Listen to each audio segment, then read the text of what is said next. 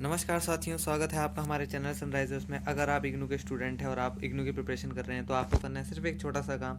आपको हमारे home page पे जाना है। यहाँ पे बीच में एक प्लेलिस्ट का ऑप्शन होगा, आपको उस पर क्लिक करना है। उसके बाद कुछ इस टाइप का पेज खुल जाएगा। आपको अपने सिलेबस सेलेक्ट करना है, उसकी प्रिपरेशन को स्टार्ट करना है। तो चलिए चलते हैं आज के लेक्चर की तरफ।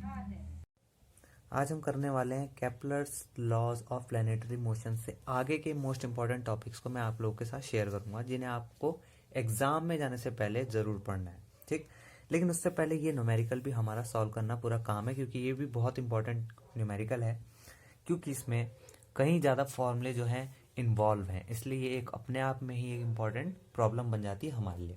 तो चलिए इसको सॉल्व करते हैं, और कब कौन सा फॉर्मूला यूज़ करना है ये भी मैं आप लोगों को बताने वाला हूँ। तो वो क्वेश्चन मैंने यहाँ पे लिख लिया, कह रहा है Pluto has an elliptical orbit with a. तो ऐसे ही आपको एग्जाम में देगा। अब आपको पता लगाना है ए है क्या। तो मैंने आपको पिछले लेक्चर में बताया था a is a semi major axis. Major axis कौन सी हुई? सबसे बड़ी। सेमी मतलब आधा। ठीक। E means eccentricity. इसेंट्रिसिटी देखो 0.25, मैंने कहा था हमेशा 0 से बड़ी और 1 से छोटी होगी। कह रहा है calculate the energy of the planet. ये पहला क्वेश्चन है। Calculate the energy of the planet, ये पहला क्वेश्चन है।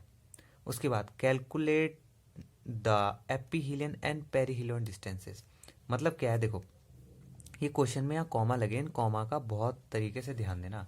पहला क्वेश्चन क्या कह रहा है? Calculate the energy of the planet. सबसे पहले तो आपको क्या करना है? एनर्जी निकालनी है प्लेनेट की। दूसरा क्या कह रहा है? एपीहीलियन and perihelion distances. एपीहीलियन and perihelion distances भी निकालने हैं, जो कि मैंने आपको बताया था। पेरीहीलियन मतलब पी। पी मतलब ये क्या है? मतलब पास पास। तो जब दोनों पास पास होंगे तब क्या डिस्टेंस होगी, और जब दोनों दूर होंगे तब क्या डिस्टेंस होने वाली है। तीसरा क्या कह रहा है? स्पीड निकालो कि कब, जब प्लेनेट क्या हो? पेरीहीलियन और एपीहीलियन। जब प्लेनेट दूर दूर हो तब स्पीड क्या होगी, जब प्लेनेट पास पास हो तब स्पीड क्या होगी। गिवन दे रखा है हमें मास ऑफ प्लूटो। बहुत बढ़िया, बहुत बढ़िया। एग्जाम में जब भी इस टाइप के बड़े क्वेश्चन आए तो उसमें घबराना नहीं है। सबसे पहले आपकी प्रायोरिटी ये होनी चाहिए कि जो जो चीज़ें गिवन दी है आप उन्हें लिखें। ठीक। दूसरी बात, अब देखो फॉर्मूले की भी जो एक पूरी फाइल है, मैंने आपको अभी बताऊंगा पूरा। आखिरी के पेज में मैंने इंपॉर्टेंट फॉर्मूले सारे एक जगह पे लिखे हैं। फिलहाल तो इसको समझो। Calculate the energy of the planet. सबसे पहले हम एनर्जी निकालने वाले हैं ऑफ द प्लेनेट की। तो इसका ये वाला फॉर्मूला होता है, जिसमें जी कांस्टेंट है, एम भी है, ये भी कांस्टेंट है, टू भी कांस्टेंट है, ए हमें गिवन है। देखो जी क्या होता है? Universal gravitational constant. ठीक है। एम क्या है? मास ऑफ द सन। ये भी क्या होता है? कांस्टेंट होता है। एम की जगह अर्थ दे सकता था, तो यहाँ पे क्या दिया है हमें? प्लूटो। तो प्लूटो की जगह हम प्लूटो रख देंगे। टू ए क्या है? Semi major axis. ओके, इस पे वैल्यूज को रखेंगे। अब देखो कैलकुलेशन करना वो आपके ऊपर डिपेंड करता है, लेकिन कैलकुलेशन करनी कैसे है वो मैं आपको बता रहा हूँ कि वैल्यू कब और कैसे पुट करनी है। ठीक, अब कैलकुलेशन आपके हाथ में।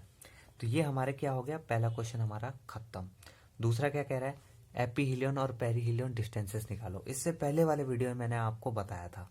तो आपको करना क्या है? फॉर एपीहीलियन डिस्टेंसेस आप लिखोगे फॉर्मूला, फिर वैल्यू पुट करके सॉल्यूशन, फिर एपीहीलियन फॉर्मूला, फिर उसके बाद वैल्यू पुट करके आपको आंसर निकालना है। फिर लास्ट में देखो उसने क्या पूछा कि स्पीड निकाल लो ऑफ अ प्लेनेट की, जब वो दूर हो और जब वो पास पास हो।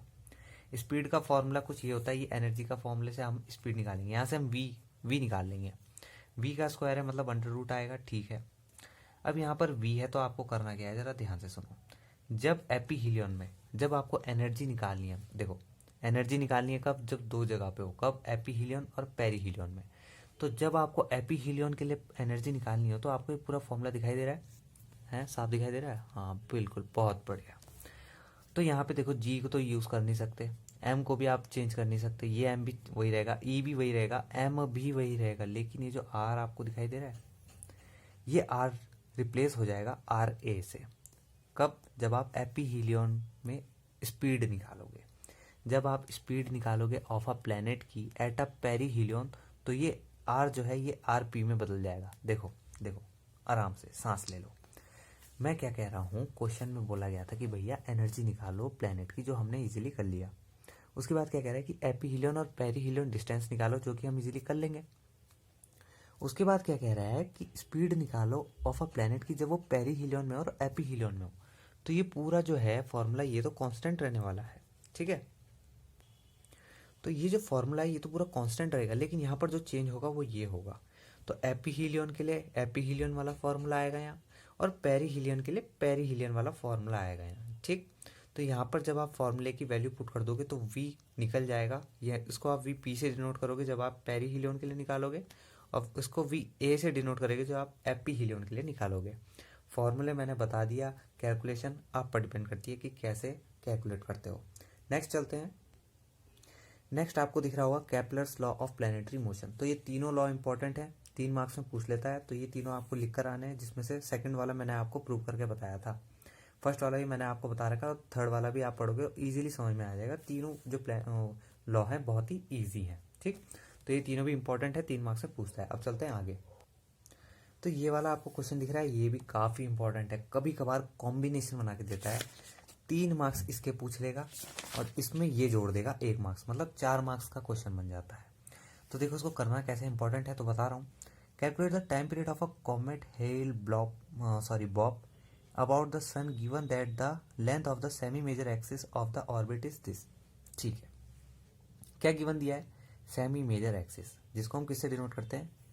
ए से। ठीक है, क्या निकालना है? टाइम निकालना है। टाइम निकालना है, ए गिवन दिया है, तो उसके लिए आप थोड़ा सा ऊपर जाएंगे तो आपको फॉर्मूला दिख रहा होगा। टाइम निकालना है, ए गिवन दिया है, लेकिन वहाँ पे आपको एक चीज़ दिखाई दे रही होगी, के। अब के की जो वैल्यू है वो ये है, तो एग्ज़ाम में अगर आप जाओ तो इसको पहले से सॉल्व कर लेना, ठीक। पहले से सॉल्व कर लेना ताकि आपको आइडिया बैठ जाए। देखो आपको के ऐसे ही लिखना पड़ेगा, वैल्यू भी पुट करनी पड़ेगी, लेकिन जब सॉल्यूशन की बारी आए तो आप चाहे तो डायरेक्ट इसकी वैल्यू लिख सकते हो, ठीक। तो ये निकल गया के की जगह, ए की जगह आपको इसका क्यूब करके इजीली निकाल लोगे, तो 4 मार्क्स आपके यहाँ भी कवर हो जाते हैं। 3 मार्क्स का ये पूछा, 4 मार्क्स का ये पूछ लेगा, 1 मार्क्स का ये पूछ लेगा, 4 मार्क्स आपके हो जाते हैं कवर। ठीक है, तो अब बात करते हैं इंपॉर्टेंट फॉर्मूले की, जो मैंने आपको बोला था। तो देखो सबसे पहला formula law of equal areas, formula रट के जाओ चाहे समझ के जाओ वो आपकी मर्जी है। तो ये है फॉर्मूला L/2m, L जिसमें क्या था? एरियल वेलोसिटी, जिसकी वैल्यू क्या होती है? mr² theta. पर ये इंपॉर्टेंट नहीं है, खाली ये याद रखो कि L/2m क्या था? लॉ ऑफ इक्वल एरियाज था, ठीक। Okay, major axis, minor axis क्या होते हैं, सारी चीज मैं लिखी, हाँ ये इंपॉर्टेंट नहीं है, ये पढ़ लेना। देखो जब हमने पढ़ा था मेजर एक्सिस तो मैंने आपको बताया था A=2p1 - e²। This is not a perihelion, इसको पेरीहीलियन मत समझ लेना, ये पेरीहीलियन नहीं है, ये एक कांस्टेंट है जो कि इसकी जगह पर यूज किया गया है। ये पूरा टर्म है, इसकी जगह पर एक पी टर्म कांस्टेंट किया गया है, लेकिन इसको अभी आपको घबराना नहीं है। आपको जो लर्न करना है वो ध्यान से सुनो। पहला है एरियल वेलोसिटी का फॉर्मूला, ये आपको लर्न करना है। दूसरा आपको कैपिटल एम का पता होना चाहिए कि कैपिटल एम होता क्या है। Mass of heavy body, small M mass of light body, ठीक है। जी की वैल्यू याद करके चल जाना, वैसे तो एग्जाम में गिवन देगा ही देगा, लेकिन हम रिस्क नहीं ले सकते, तो देखो छोटी सी वैल्यू है, आप इजीली याद कर सकते हो। अच्छा, उसके बाद क्या करना है? ये वाला फॉर्मूला आपको लर्न करना है। ये वाला फॉर्मूला लर्न करने के बाद आपके जो 2 स्टेप हैं ये खत्म हो जाते हैं, इसको लर्न करने की जरूरत नहीं है। करना क्या है? वेलोसिटी पूछेगा, इस पूरे टर्म को इधर भेज देंगे, तो ई अब देखो यहाँ पर क्या है? ये माइनस का है, तो ये यहाँ जब जाएगा तो ये इस तरीके से आपको दिखाई देगा। ये माइनस वाला यहाँ गया, यहाँ आके हो गया प्लस। यहाँ क्या बचा? ये टर्म जो है वो यहाँ बच जाएगा और ये बाकी जो है वो उधर आ जाएगा, कुछ ऐसा दिखाई देगा। अब मुझे चाहिए क्या भैया? वेलोसिटी चाहिए, तो ये वाला भी मैं इधर ही भेजूंगा, तो कुछ इस तरीके से दिखाई देगा। उसके बाद आपको दिखाई दे रहा है यहाँ v² है, स्क्वायर का अंडर रूट बन जाएगा। और ये जो ई है, ई का फॉर्मूला भी मैंने आपको पहले बता रखा है, एनर्जी, इससे पहले हमने किया था, तो एनर्जी इसकी जगह एनर्जी आएगी, ये कांस्टेंट है, ये क्या हो जाएगा आपका? मास ऑफ हैवी बॉडी, जो भी आपको दिया होगा सन, ठीक। सन हो सकता है, अगर अर्थ और सैटेलाइट होगी तो ये अर्थ कहलाएगी, अगर सन और अर्थ होगा तो ये सन कहलाएगा, स्मॉल एम, फिर ये आर और ये एम, ठीक। तो इस तरीके से आप प्रिपरेशन कर सकते हो। तो उम्मीद है आप लोगों को ये लेक्चर भी पसंद आया होगा। आज के लिए सिर्फ इतना ही, धन्यवाद।